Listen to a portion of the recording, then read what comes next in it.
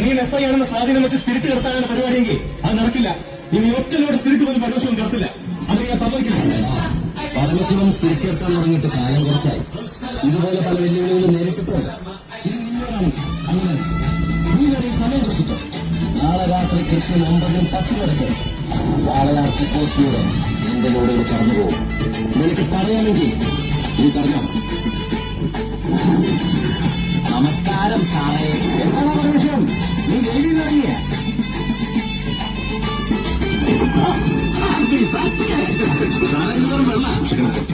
ഈ ഭായിയെയും അയാളുടെ കൂട്ടാളി പരമശിവത്തെ